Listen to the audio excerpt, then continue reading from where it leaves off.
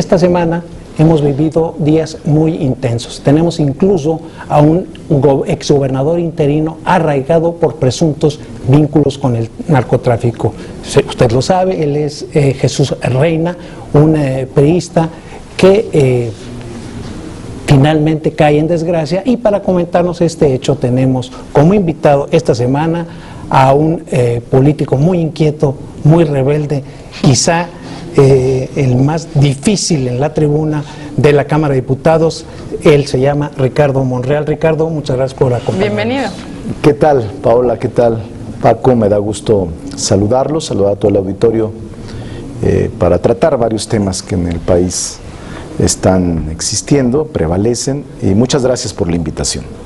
Ricardo, te pediría un comentario sobre cómo estás sintiendo que viene el país, o sea, cómo sientes todo esto que está ocurriendo. Hay logros, los percibes, ¿no? A ti dicen que tú siempre dices que no a todo. Vamos a ver si es cierto en esta entrevista, si reconoces o que se avanza o no. Ese es un estigma que la parte del gobierno trata de endilgarme junto con el PAN y sus aliados, el PRI y sus aliados.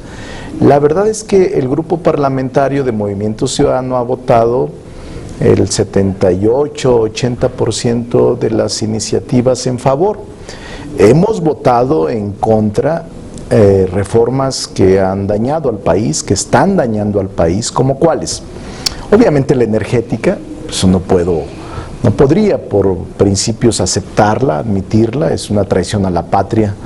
Los que votaron en favor se van a meter un problema grave con la historia. Yo no quiero pasar por esa etapa de vergüenza, ni quiero que mis hijos, mis nietos pasen por esa etapa de vergüenza.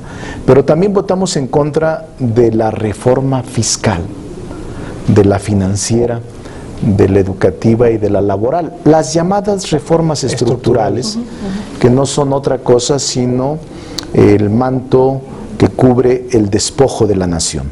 La última de ellas, Paola, es la reforma fiscal.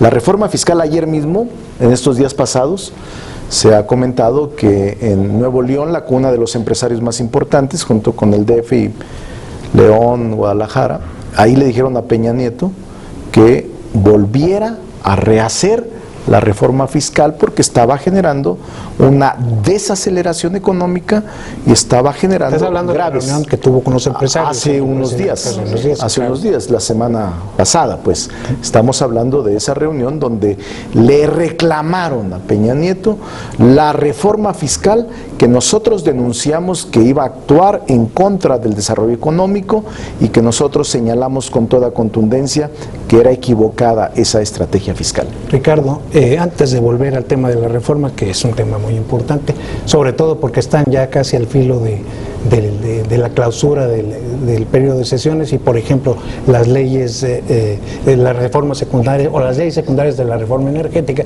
simplemente no han llegado. Pero hay hoy en la prensa, apareció en la prensa un comentario sobre una reunión en la Junta de Coordinación Política donde habría habido un intercambio durísimo entre Luis Alberto Villarreal, el coordinador del PAN, y tú, él reprochándote que no tienes solidez ideológica, que has transitado de un partido a otro, y tú recordándole lo de los moches, que es una sombra también, un escándalo que lo persigue. Por todo. Se dio en la Junta de Coordinación Política un debate sobre la integración de comisiones que el PRI y el Verde, junto con el PANAL, pretendían que hoy las comisiones no fueran con voto mayoritario de las comisiones, sino que fueran con voto ponderado. Es decir, el representante del PRI asume su número de votos, el representante del PRD, y cada uno asume el número de votos. Esto haría nugatorio,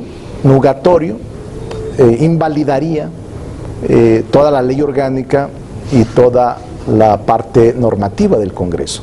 Entonces mi debate fue que no pueden, aunque tengan mayoría, anular la ley y anular el reglamento. Dimos un debate jurídico amplio, pero yo le decía al PRI, ustedes tienen aliados históricos, PAN y Verde, que votan siempre con ustedes, constituyen más del 50% de la Cámara, y tienen aliados temporales, PAN y PRD, que a veces llegan a votaciones del 90 o hasta el 90 y tantos %, y les decía, ¿cuál es la razón por la que quieras introducir por la vía política el voto ponderado que la ley no reconoce? En eso dijo el diputado Villarreal que mi consistencia política de estar en un partido o en otro no me daba la razón.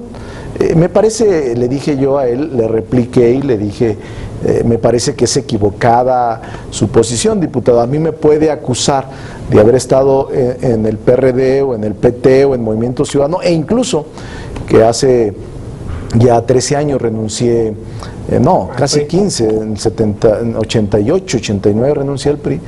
Le dije, puede acusarme de estar transitando en un partido y de estar en la izquierda, pero no me puede acusar ni de deshonestidad, ni de corrupción, ni de moches, ni de actos que vayan en contra de mis principios. Puedo transitar de un partido a otro en la izquierda, pero no transito con mis principios. Y lo que me orienta a mi posición es mis principios. Eso fue lo que comenté. Claro, fue un debate amplio, Paola, al interior de la Junta de Coordinación Política.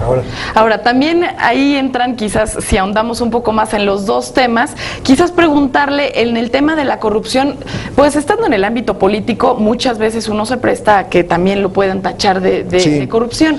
Entonces, bueno, quizás aquí preguntarle si en algún momento usted estaría dispuesto, por ejemplo, a ser partícipe de alguna auditoría, porque muchas veces también, así como va hacia Villarreal, quizás al regreso, por ejemplo, Amalia García en su momento también hacía acusaciones fuertes al respecto, y bueno, pues ahí estaría sobre la mesa. No tendría ningún problema, porque en toda mi vida pública me he enfrentado a adversidades, pero nunca he sido señalado ni por auditorías, ni tampoco por instituciones. Políticamente me han querido descalificar, incluso no solo de este tipo, incluso con problemas de crimen organizado.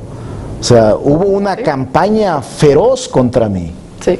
Y finalmente no hubo nada que sostuviera esta campaña, que yo la califiqué de una campaña infame políticamente. No, mire, yo he estado sometido a adversidades políticas.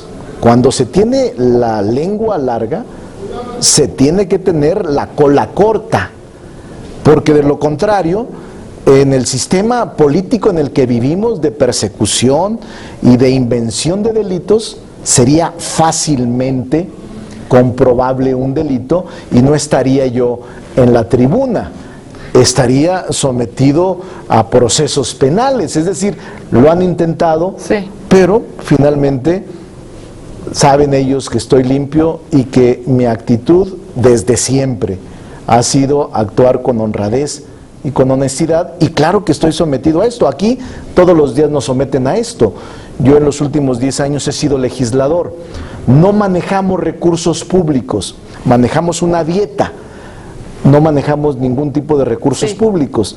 Y hace 16 años fui gobernador de Zacatecas. Y al final, en esta discusión de cómo se iban a dividir las representaciones dentro de la comisión para las investigaciones sobre los casos de Pemex, pues ya Escobar, Manlio Fabio, Villarreal, ¿le ganaron?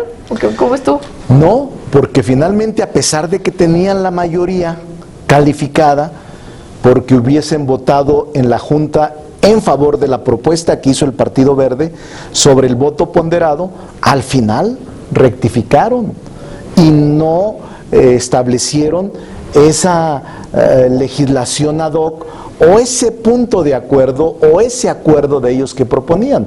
Al final dijeron que se mantenga la proporcionalidad de las comisiones y que la comisión tome sus decisiones por mayoría y no en razón del voto ponderado, porque de lo contrario, ¿para qué pues tener proporcionalidad en las comisiones? Bastaría que hubiese un diputado por cada partido y ahí votar por el número de sus diputados el del PRI votar por 200, el del PAN por 100, el del PRD por 100, el del Movimiento Ciudadano por 20, pero eso anula al Congreso, anula la posibilidad de la discusión y la pluralidad.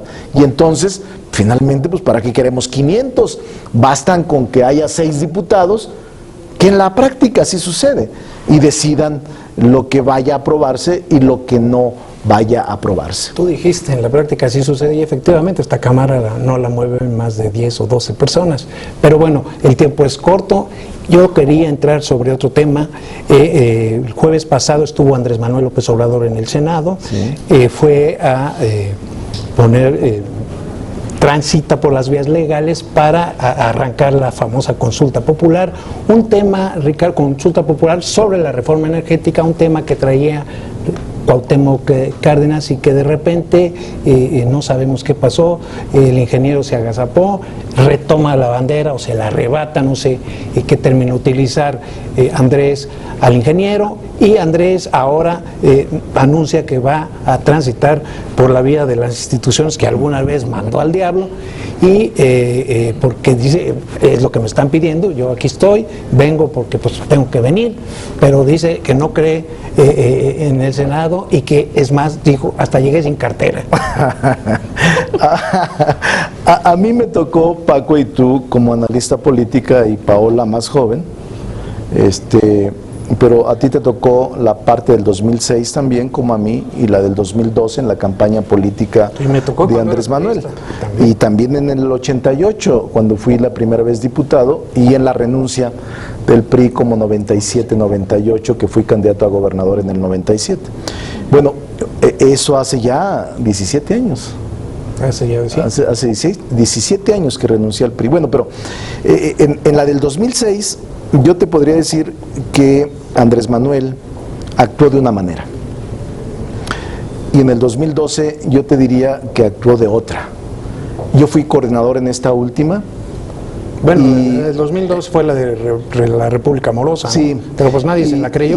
Pero fíjate que yo, estando en la campaña, vi cómo los negativos se fueron eliminando. Escribí algo sobre esto, pero los negativos fueron disminuyendo y la actitud de Andrés fue siendo aceptada en clase media y en el sector intelectual y universitario. O sea, sí le dio resultados. Cuando fue la etapa postelectoral, muchos opinaban que volviésemos a intentar medidas de cierre de calles o de toma de oficinas, y Andrés dijo no, vamos a luchar el tribunal, vamos a las instituciones, vamos a agotar los recursos, y lo ha hecho hasta ahora. En la composición y conformación de Morena como partido político, ha sido estrictamente observante de la legalidad, y ahora que fue al Senado, que tú refieres eso, me pareció a mí una actitud correcta. Y sí, también observo lo que tú dices, es decir, veo al ingeniero Cárdenas, que es un símbolo de la lucha política de la izquierda, lo veo que se retrotrajo, y veo a Andrés Manuel ya muy echado para adelante para tomar lo de la consulta, que había sido una exigencia del ingeniero y un grupo de izquierda, y ahora Andrés ha retomado esa bandera para ponerla a consulta en un gran referéndum. Te invitamos a seguir cuestionando la información con los siguientes videos.